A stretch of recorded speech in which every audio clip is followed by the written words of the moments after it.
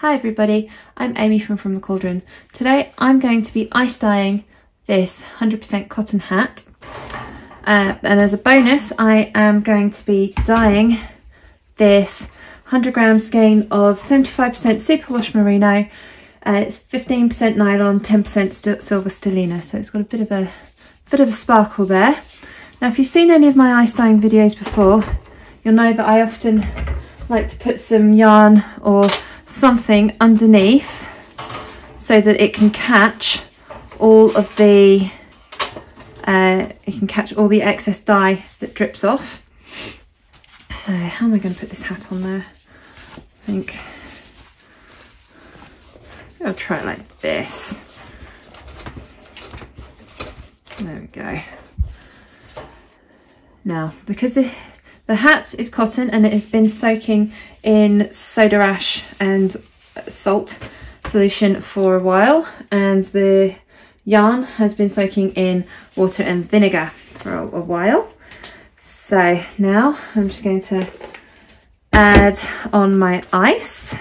Now I did defrost my freezer some time ago. So, and this is the last finally of everything that was left. Right, have a look. Okay, I think I need a little bit more. Fortunately, I have some ice cubes. Just going to add some ice cubes around here. Oh.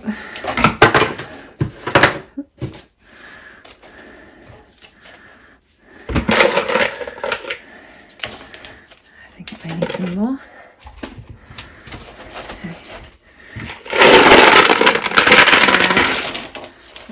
All that lovely, those lovely ice cubes. I think that's probably enough in there. Now, I am wearing a mask and gloves because I don't want to breathe this stuff in, and all the equipment here I'm using is dedicated for dyeing. Don't use this for food. Where did I leave my spoon? Now this hat is for my daughter. She loves purple. So, well, she loves pink and purple. So the colours I've chosen are lavender, blue violet, and dragon fruit and sweet pea. These are fibre reactive dyes because I'm dyeing cotton. Fibre reactive dyes will dye cotton and the yarn, but acid dyes will only dye the yarn. So starting off with, what's this? A bit of sweet pea. I think I'm going to go over there. It's going to be quite generous with this.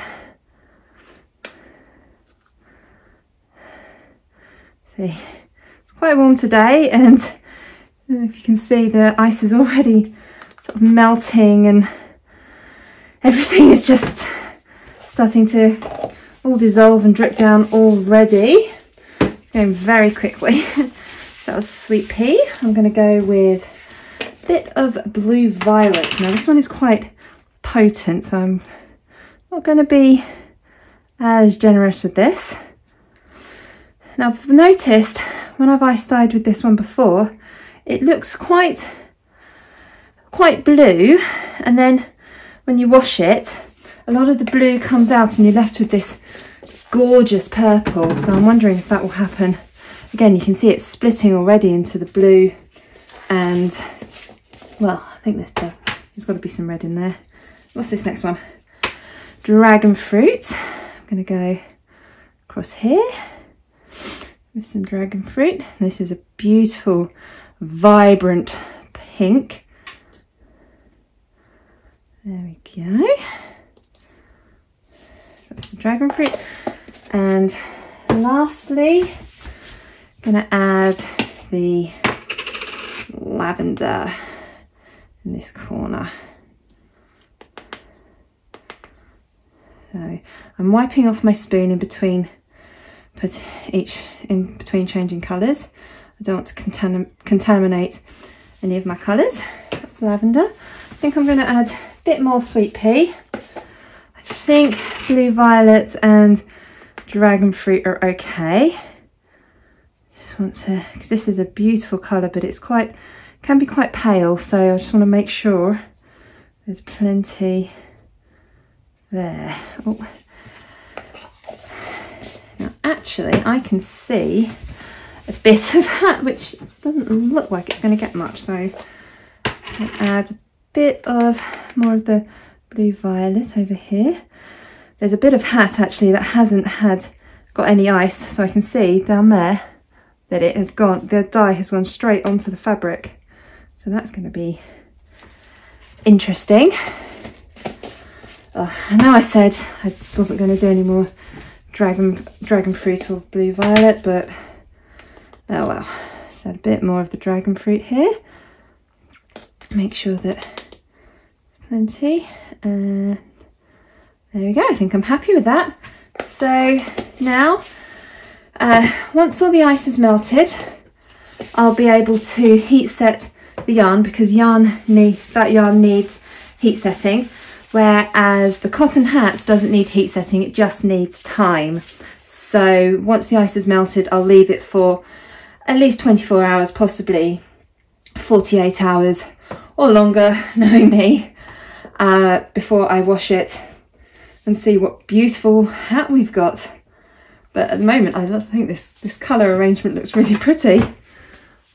One thing I love about ice dyeing is that you see how the dye breaks, and you can see here's the sweet pea, how it's broken into the beautiful blues and pinks that it's made up of. And if you come over here, that blue violet, you can see the blue right away. You see here, not so much with the lavender, but I think it just looks gorgeous the way the ice melts, and you can see it all dissolving and trickling down. I love it. Okay, right, I've put this in my garden shed. It's going to sit here for, well, it's Friday, so it's going to sit here until probably at least Sunday, and then we'll see what we've got. It's the next day, and all the ice is melted, so I've brought this tray back inside, and I'm going to heat set this dye. Now there's a big white patch over there. I'm going to try and move a little bit, see if I can get a little bit more dye in there.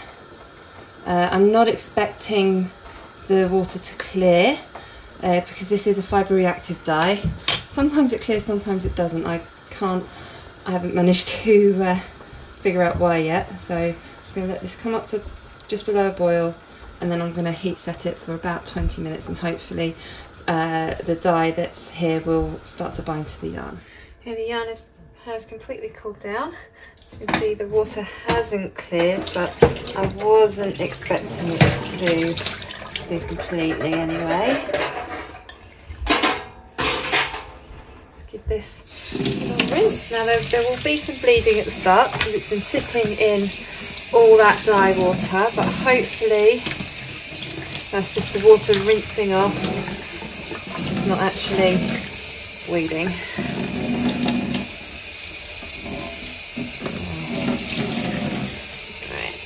Add a little bit of washing up liquid.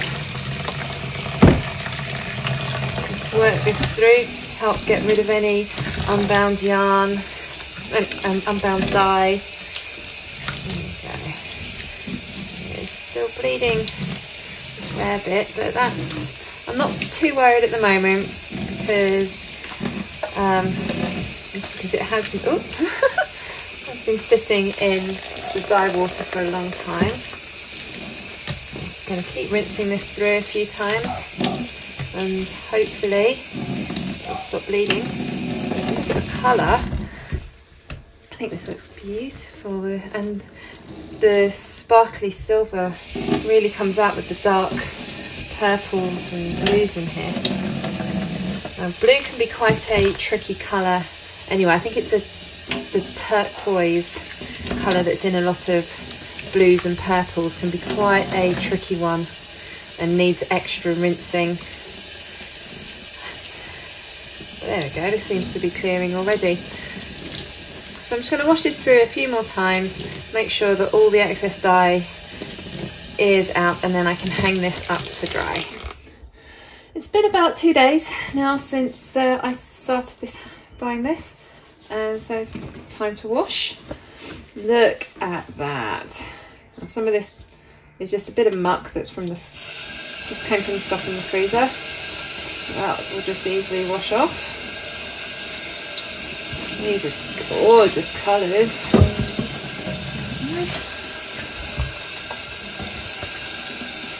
See, all those bits are just easily washing off. And I'm just going to keep rinsing this until the water runs clear. Add a bit of washing up liquid.